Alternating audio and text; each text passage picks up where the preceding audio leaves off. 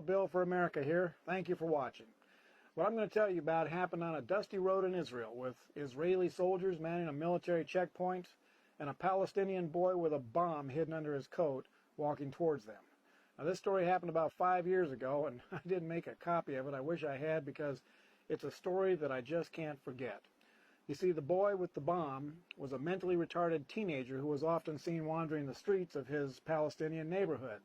That is, until the jihad killers grabbed him off the street, beat him up, and terrorized him into doing what they wanted him to do. They strapped a bomb to him, put the detonator in his hand, and said, "You walk up to those soldiers, and when you get there, you press the button." Hurt and scared, the boy did as he was told. But then something happened.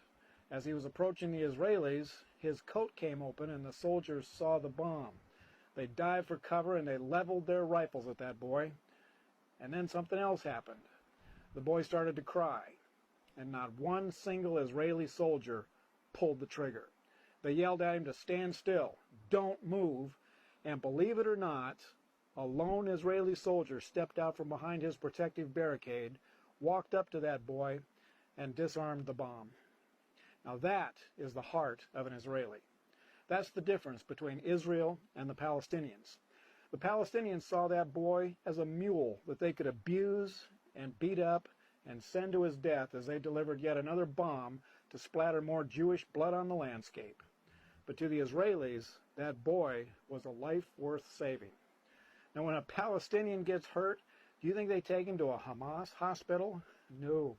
He's taken to the Israeli Medical Center, where he gets the best medical treatment care in the world. That is supernatural compassion by God's chosen people compared to the supernatural hatred of Islam.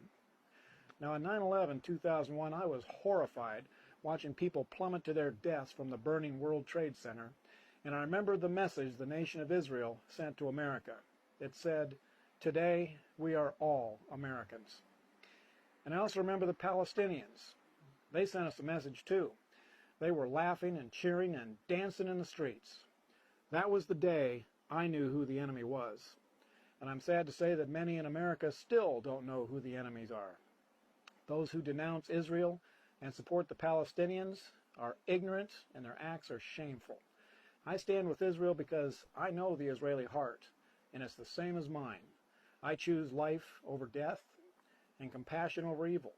Together we choose the supernatural compassion of the true God over the supernatural hatred of the enemy. Oh yeah, and the Palestinians who sent the poor retarded boy to blow up the soldiers, well, they were watching when the Israeli disarmed the bomb. They still use mentally retarded people when they can find them, but now they detonate the bombs by remote control. What more do you need to know? This is Wild Bill for America saying, stand with Israel. It's the right thing to do. And God bless America again.